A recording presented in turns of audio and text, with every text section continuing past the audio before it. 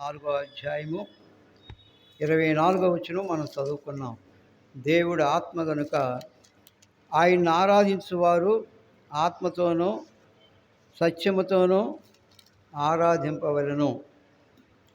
చూడండి, ఎందుకు మన జీవితాల్లో ప్రభువుని ఆరాధించాలి? ఆయన ఎంత గొప్పవాడో, ఆయన ఎంత ప్రేమ కలిగిన దేవుడో మరి ఉదయకాలంలో కొన్ని మాటలను మనం జ్ఞాపకం చేసుకుందాం. చూడండి, కీర్తనల గ్రంథం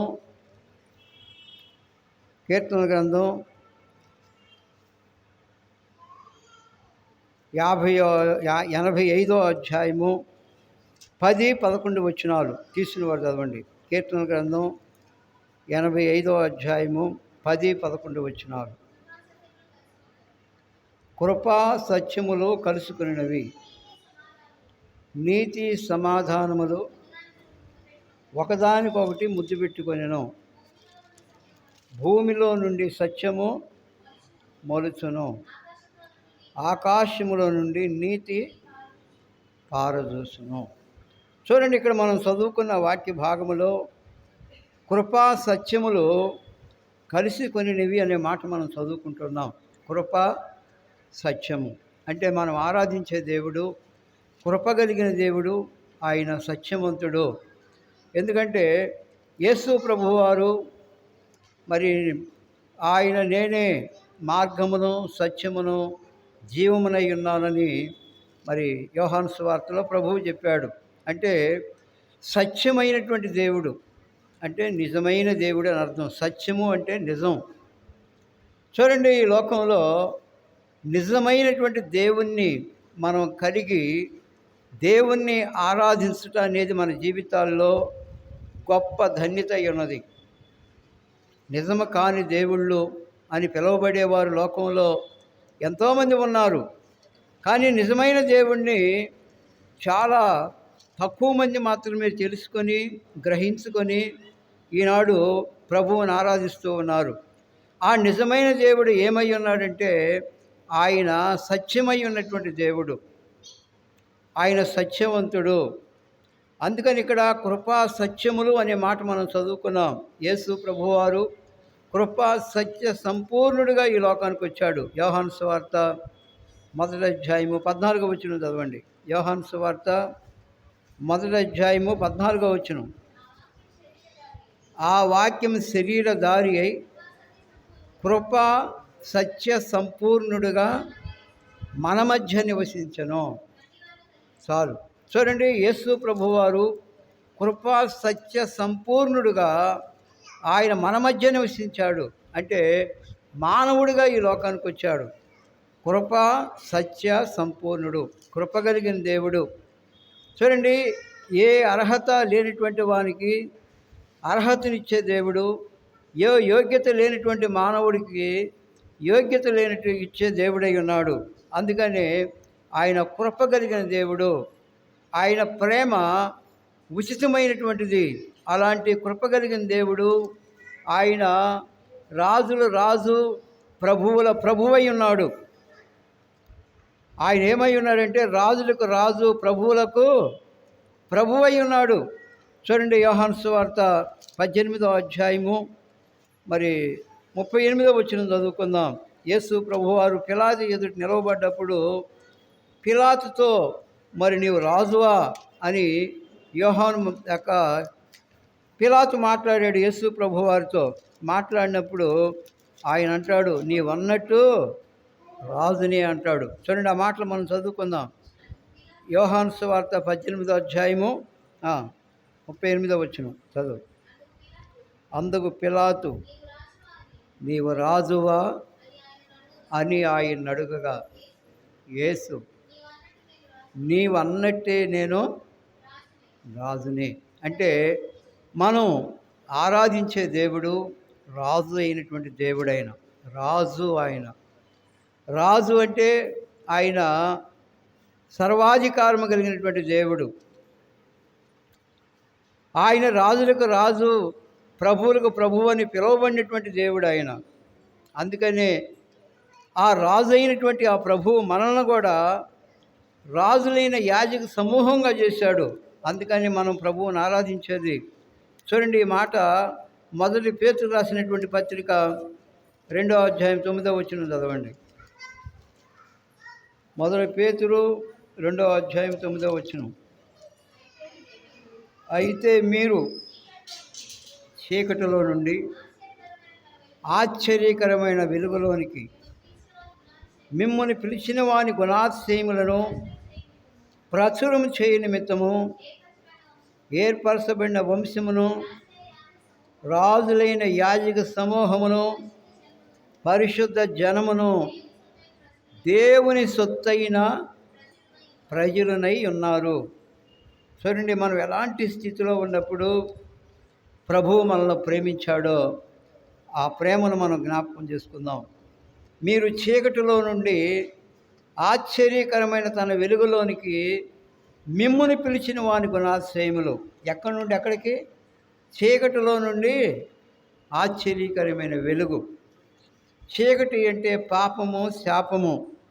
ఇలాంటి పాపములో, శాపంలో నశించిపోయినటువంటి మనలను ఆయన ప్రేమించి మనం రక్షించడానికి రాజుగా ఈ లోకానికి వచ్చి ఆ కలవరి శిలువకు అప్పగించబడ్డాడు, మరణానికి అప్పగించబడ్డాడు. మన కోసం శిలువలో మరణించాడు, సమాధి చేయబడ్డాడు, తిరిగి లేచాడు. చూడండి, అందుకోసమే ఈనాడు మన జీవితాల్లో ప్రభువుని నమ్ముకోవడం, మరి మనం ప్రభువుని ఆరాధించడం, దేవుని మందిరానికి రావడం, అది మన జీవితాల్లో గొప్ప భాగ్యం కలిగి ఉంటూ ఉన్నాం. చూడండి, ఇక్కడ అంటున్నాడు, ఆయన గుణాతిశయములను ప్రచురము చేయ నిమిత్తము ఏర్పరచబడిన వంశము, రాజులైన యాజక సమూహం. దేవుని బిడ్డలు ఎవరైతే ప్రభువుని అంగీకరించి ఆయన బిడ్డలుగా జీవిస్తున్నారో వారు రాజులు అని పిలువబడుతూ ఉన్నారు. రాజులైన యాజక సమూహం. మనం ఆరాధిస్తున్నటువంటి మన ప్రభువు కూడా ఆయన ఏమై ఉన్నాడు? రాజు అయి ఉన్నాడు. ఆయన చిన్న బాలుడిగా ఉన్నప్పుడే, ఆయన జన్మించినప్పుడు మరి జ్ఞానులు చదువుతారు, యూదులు రాజుగా పుట్టినవాడు ఎక్కడ ఉన్నాడు? మేము ఆయన్ని పూజింపవచ్చితిమి అని అంటారు.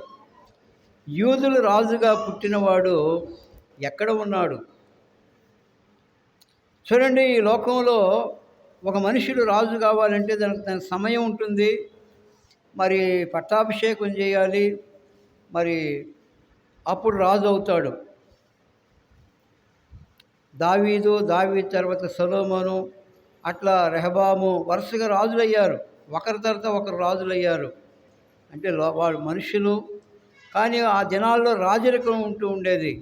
కానీ మన ప్రభు అయిన యేసుక్రీస్తు వారు ఈ లోకంలో ఆయన జన్మించినప్పుడు హేరోదు రాజుగా ఉంటూ ఉన్నాడు. యూదులను పరిపాలన చేస్తూ ఉన్నాడు హేరోదు రాజు దగ్గరికి వచ్చి వాళ్ళు అడుగుతారు, యూదుల రాజుగా పుట్టినవాడు ఎక్కడ ఉన్నాడని. అప్పుడు హేరోదు రాజుకి కోపం వస్తుంది. ఏంటి, నేను రాజును కదా, వీళ్ళేంటి ఇంకో రాజు పుట్టాడని చెబుతున్నారు, వీళ్ళు ఎక్కడి నుండో వచ్చారు, ఎవరు వీళ్ళు? జ్ఞానులు. అంటే జ్ఞానం కలిగినటువంటి వారిని జ్ఞానులు అంటారు, జ్ఞానం లేనటువంటి వారిని అజ్ఞానులు అంటారు. అయితే ఈ జ్ఞానులు వాళ్ళు మేము ఆయన పూజింపవచ్చితం అన్నారు. అయితే హేరోదు రాజుకి ఆ మాట విన్నప్పుడు చాలా కోపం వచ్చింది. చూడండి, ఆ మాటను మనం జ్ఞాపకం చేసుకుందాం. మత్తయి సువార్త 2వ అధ్యాయము. మత్తయి సువార్త 2వ అధ్యాయం 4వ వచనం. కాబట్టి రాజు ప్రధాన యాజకులను, ప్రజల్లో ఉండే శాస్త్రులను అందరినీ సమకూర్చి క్రీస్తు ఎక్కడ పుట్టినని వారిని అడిగాను. చూడండి, ఇక్కడ క్రీస్తు ఎక్కడ పుట్టును? ఎవరు? ఆయనే రాజు. వీళ్ళు వచ్చి ఏమని అడుగుతున్నారు? యూదులు రాజుగా పుట్టినవాడు ఎక్కడ ఉన్నాడు? ఆయన జన్మించే విషయం ముందుగానే దేవుడు తన ప్రవక్త ద్వారా ఒక ప్రవచనం వ్రాయబడి ఉన్నది.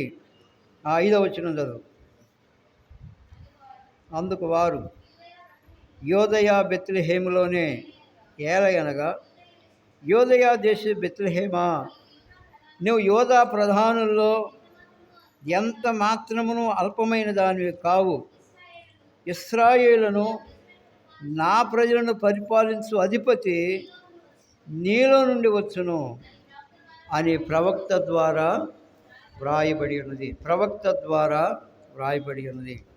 చూడండి, ఇక్కడ కొన్ని వందల సంవత్సరాలకు ముందే యేసు ప్రభువారి లోకంలో జన్మించక ముందు ప్రవక్త ద్వారా ఈ మాటలు వ్రాయబడ్డాయి. ఇశ్రాయేలును నా ప్రజలను పరిపాలించు అధిపతి నీలో నుండి వచ్చును. అధిపతి లేక రాజు ప్రభు అయిన యేసుక్రీస్తు వారు ఆయన రాజులకు రాజు అయి ఉన్నటువంటి దేవుడై ఉన్నాడు. ఆయన ఈ లోకంలో మరి మన కోసం ఆయన కృపా సత్య సంపూర్ణుడిగా ఈ లోకానికి వచ్చి మనకు బదులుగా సిలువలో ప్రాణాన్ని బలిగా అర్పించినటువంటి ప్రేమ కలిగినటువంటి దేవుడై ఉన్నాడు. ఆయన రాజు అయితే మన కోసం ఆయన వధించబడ్డాడు. ఆయన మన కోసం చనిపోయి సమాధి చేయబడి తిరిగి లేపబడ్డాడు. అందుకోసమే మనం ప్రభువుని ఆరాధించడానికి దేవుని మందిరానికి వచ్చేది. ఎందుకంటే ఆయన మన రాజు, మన రక్షకుడు, మన దేవుడు, మన నిర్మాణకుడు, మనల్ని నిర్మించినటువంటి దేవుడు, మనల్ని సృష్టింపజేసినటువంటి దేవుడు, ఈ భూమి ఆకాశమును సృజించినటువంటి దేవుడు. అందుకోసమే మన జీవితాల్లో ప్రభువుని ఆరాధించే గొప్ప భాగ్యం దేవుడు మనకిస్తూ ఉన్నాడు. కీర్తన గ్రంథం 100వ అధ్యాయం 5వ వచనం చదవండి. కీర్తనలు 100, కీర్తన గ్రంథం 100వ అధ్యాయము 5వ వచనం. యెహోవా దయాళుడు, ఆయన కృప నిత్యము ఉండును, ఆయన సత్యము తరతరములు ఉండును. చూడండి, ఇక్కడ మనం చదువుకున్నటువంటి వాక్య భాగములో యెహోవా దయాళుడు అంటున్నాడు. ఆయన దయగలిగినటువంటి దేవుడై ఉన్నాడు. ఆదాము హవ్వలు వారు అవిధేయులైనప్పుడు వారు నశించి వారు సత్యని స్థితిలోనికి వెళ్ళిపోయారు. వారు పాపము శాపము వారి జీవితాన్ని మరి నశింపజేసింది. అయితే ఇలాంటి స్థితిలో ఉన్నటువంటి మనలను దయగలిగినటువంటి ప్రభు మన కోసం ఈ లోకానికి వచ్చాడు. అందుకని ఇక్కడ అంటున్నాడు, యెహోవా దయాళుడు, ఆయన కృప నిత్యము ఉండును, ఆయన సత్యము తరతరములు ఉండును అంటున్నాడు. తరతరములు నిత్యము ఉన్నటువంటి దేవుడు మన దేవుడు. అందుకోసమే ప్రకటన గ్రంథం 1వ అధ్యాయంలో ప్రభువుని గురించి కొన్ని మాటలు వ్రాయబడి ఉన్నవి. ఆ మాటలు మనం జ్ఞాపకం చేసుకుందాం. ప్రకటన గ్రంథం 1వ అధ్యాయము 5వ వచనం చదవండి. నమ్మకమైన సాక్షియు, మృతుల్లో నుండి ఆది సంభూతుడిగా లేచిన వాడును, భూపతులకు అధిపతియునైన యేసు క్రీస్తు నుండి కృపా సమాధానములు మీకు కలుగునుగాక అని అంటున్నాడు. ఎవరైనా నమ్మకమైన సాక్షియో. చూడండి, మన ప్రభువైన యేసుక్రీస్తు వారికి ఎన్నో పేర్లు ఉన్నాయి. ఆయనకి ఎన్నో నామాలు ఉన్నాయి. పేర్లు ఒక పేరు కాదు, ఎన్నో పేర్లు.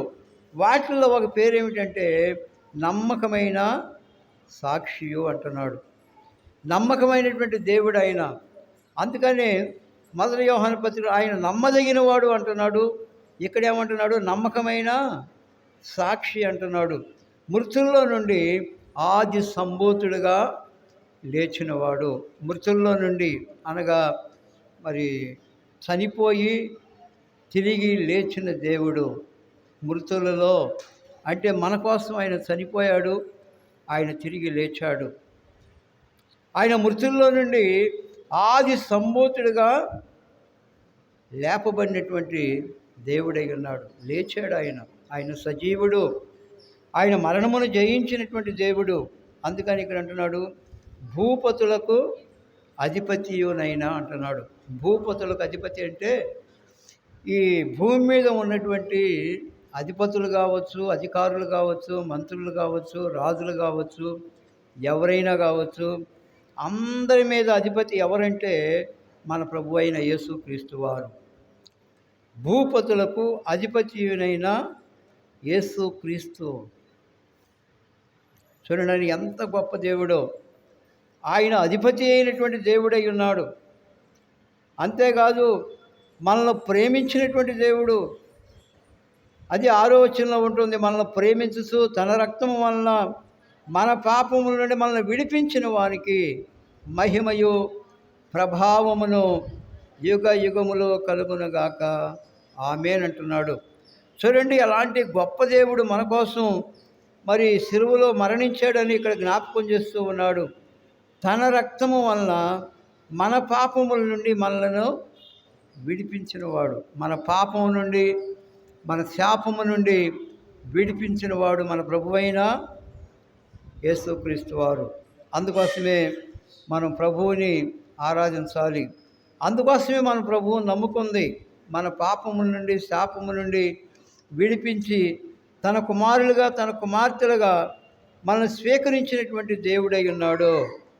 చూడండి అందుకని ఇక్కడ అంటున్నాడు, మరి యుగ యుగములకు మహిమయు ప్రభావమును యుగ యుగములను కలుగునుగాక ఆమేన్. ఆయన మనలను తన తండ్రి యొక్క దేవునికి ఒక రాజ్యముగాను యాజకులుగాను చేశాను. రాజ్యముగా చేశాడు. మనం రాజులైన యాజక సమూహం అని పేతురు పత్రికలో మనం చూసాం. ఇక్కడేమంటున్నాడు, మరి రాజ్యముగా చేశాడు. తన తండ్రి యొక్క దేవునికి ఒక రాజ్యముగాను యాజకులుగాను చేశాడు. ఎందుకు?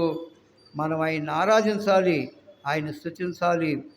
ప్రభువుని కలిగి లోకంలో మనం జీవించడం అనేది అది మన జీవితాల్లో గొప్ప భాగ్యంగా మనం కలిగి ఉన్నాం.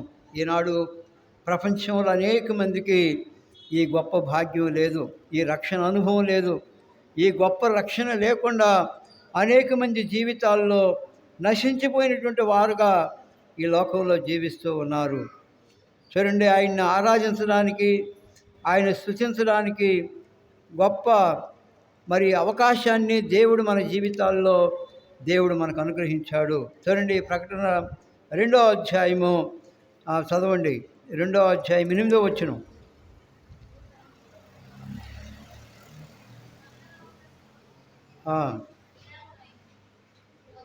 మొదటి వాడును కడపటి వాడునయ్యుండి మృతుడై, చూడండి మృతుడై మరలా బ్రతికినవాడు చెప్పు సంగతులేమనగా. చూడండి మనం ఆరాధించే దేవుని గురించి ఇక్కడ ఏమని రాస్తున్నాడు? మొదటివాడు కడపటివాడు అంటున్నాడు. అంటే ఈ భూమి ఆకాశములను సృజించక ముందే, అవి కలగక ముందే ఆయన ఉన్నటువంటి దేవుడై ఉన్నాడు.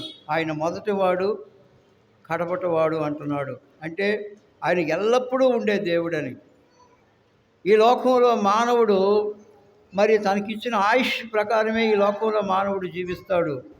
కానీ మనం ఆరాధించే దేవుడు కాబట్టి ఆయన మొదటివాడు కనపటివాడు అంటున్నాడు. అల్ఫాయు ఓమేఘయు నేనే అంటున్నాడు. ఆదియు నేనే, అంతమును నేనే అంటున్నాడు. అంతేకాదు మృతుడునై మరలా బ్రతికిన వాడు చెప్పు సంగతులేమనగా. అంటే ఆయన మరి చనిపోయి తిరిగి లేచాడని ఇక్కడ మరలా వ్రాస్తూ ఉన్నాడు ఈ ప్రకటన గ్రంథంలో. మృతుడై తిరిగి లేచినటువంటి మరి దేవాతి దేవుడు మన ప్రభు అయిన యేసుక్రీస్తు వారు. అందుకోసమే మన జీవితాల్లో ప్రభువుని ఆరాధించాలి, ప్రభువుని కనపరచాలి. చూడండి ఆదికాండము 17వ అధ్యాయము మొదటి వచనం కూడా జ్ఞాపకం చేసుకుందాం. తీసిన వారు చదవండి. ఆదికాండము 17వ అధ్యాయము మొదటి వచనం.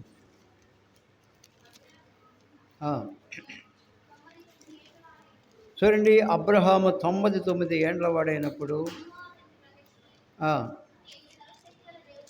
యెహోవా అతనికి ప్రత్యక్షమై, నేను సర్వశక్తి గల దేవుడను. చాలు. చూడండి ఇక్కడ అంటున్నాడు, అబ్రహాము జీవితంలో 99 సంవత్సరాలు వచ్చినాయి. ఎంత వయసు? 99 సంవత్సరాలు. 99 సంవత్సరాలు వచ్చినప్పుడు యెహోవా అతనికి ప్రత్యక్షమై అంటున్నాడు, నేను సర్వశక్తిగల దేవుడును అంటున్నాడు. ఎవరు? నేను సర్వశక్తిగల దేవుడును అని ఆయన సెలవిస్తూ ఉన్నాడు. మరి అబ్రహాము జీవించినటువంటి దినాల్లో బైబిల్ లేదు, బోధకులు ఎవ్వరు లేరు. ఆ దినాల్లో దేవుని మందిరాలు కానీ చర్చీలు కానీ ఎక్కడా ఏమీ లేవు. ఆ దినాల్లో డైరెక్ట్గా మరి దేవుడే మాట్లాడుతూ ఉండేవాడు మానవులతో. అయితే అబ్రహాముతో దేవుడు మాట్లాడాడు. ఏమని? నేను సర్వశక్తి గల దేవుడును అన్నాడు. సర్వశక్తి గల దేవుడు అంటే ఆయన శక్తి అపారమైనటువంటిది.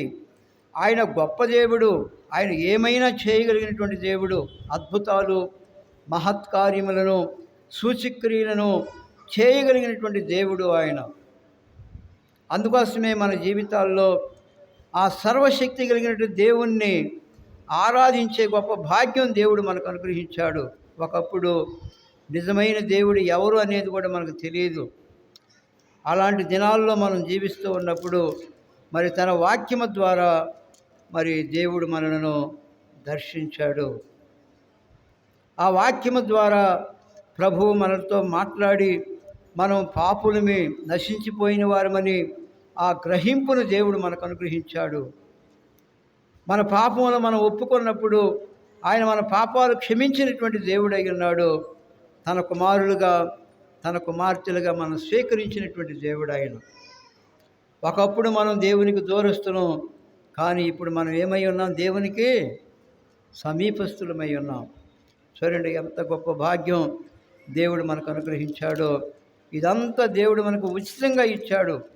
అంతేగాని మనం ఏదో డబ్బులు పెట్టి కొనుక్కుంటే వచ్చింది కాదు ఈ గొప్ప రక్షణ, ఈ గొప్ప భాగ్యం.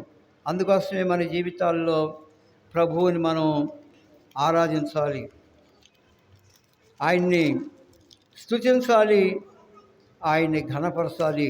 చూడండి ఆదికాండము 22వ అధ్యాయంలో మరి ఈ అబ్రహాము జీవితంలో అబ్రహాము ఒక మాట ఇక్కడ మాట్లాడినట్టుగా మనం చూస్తూ ఉన్నాం. ఆ మాటను మనం జ్ఞాపకం చేసుకుందాం. ఆదికాండము 22వ అధ్యాయము. ఆదికాండము 22వ అధ్యాయము మొదటి వచనం చదవండి. ఆ సంగతులు జరిగిన తర్వాత దేవుడు అబ్రహామును పరిశోధించెను. ఎట్లనగా ఆయన అబ్రహాము అని పిలువగా అతడు చిత్తం ప్రభువు అనెను. అప్పుడు ఆయన, నీకు ఒక్కడైన నీ కుమారుని అనగా నీవు ప్రేమించు ఇస్సాకును తీసుకొని మోరియా దేశానికి వెళ్ళి అక్కడ నేను నీతో చెప్పబో పర్వతముల ఒక దాని మీద దహన బలిగా అర్పించమని చెప్పాను. చూడండి, ఒకప్పుడు దేవుణ్ణి ఆరాధించాలంటే బలులు అర్పించేవాళ్ళు. దహన బలి, అది కోడిదూడ కావచ్చు, గొర్రెలు కావచ్చు, మరి గువ్వలు కావచ్చు, పావురాలు కావచ్చు. అయితే దేవుడు అబ్రహాముతో మాట్లాడాడు. ఏమనంటే, నీకు ఒక్కడైన నీ కుమారుణ్ణి నాకు బలిగా ఇవ్వమన్నాడు. ఇప్పుడు చదవండి 5వ వచనం. తన పనివారితో, మీరు గాడితో ఇక్కడనే ఉండుడి, నేనును ఈ చిన్నవాడును అక్కడికి వెళ్ళి దేవునికి మొక్కి మరలా మీ వద్దకు వచ్చుదామని చెప్పి చాలు. చూడండి, ఆ పనివారిని తీసుకెళ్ళి అక్కడ మీరు ఇక్కడే ఉండండి, నేను నా కుమారుడు వెళ్ళి దేవునికి మొక్కి అంటున్నాడు. మొక్కుట అంటే ఆరాధించుట అని అర్థం. మొక్కడం అంటే ఏంటి అర్థం? ఆరాధించుట. చూడండి, ఇక్కడ దేవునికి మొక్కి మరలా మేము వస్తామని చెప్పి ఆ మోరియా పర్వతం మీదకి వెళ్ళినట్లుగా మనం చూస్తూ ఉన్నాం. మరి చూడండి, దేవుడు ఎంత గొప్పవాడో, ఆయన ఎంత కనికర సంపన్నుడో, ఆయన ఎంత దయగలిగిన వాడు. అబ్రహాము జీవితంలో అబ్రహాము దేవుడు తనతో చెప్పినట్లుగా చేయడానికి వెనుకంజ వేసినటువంటి వాడు కాడు. ఏమంటున్నాడు? దేవునికి మొక్కి మరలా మీ యొద్దకు వచ్చిదమని చెప్పి. మొక్కుట అంటే ప్రభువుని ఆరాధించుట, ప్రభువును స్తుతించుట, ప్రభువుని ఘనపరుచుట. చూడండి, మన ప్రభు రాజులకు రాజు, ప్రభువులకు ప్రభు. ఆయన కృపా సత్య సంపూర్ణుడు. ఆయన మన పాపములను మనల్ని విడిపించినటువంటి దేవుడు. చీకటిలో నుండి ఆశ్చర్యకరమైన వెలుగులోనికి మనల్ని నడిపించినటువంటి దేవుడు. మరి ఈ ఉదయకాలంలో మరి ఆయన పిల్లలంగా మన జీవితాల్లో ప్రభువుని ఆరాధించి ఆయన మహింపరుద్దాం. దయచేసి మోకరించి పట్టబద్ధ ప్రభువుని ఆరాధించాం.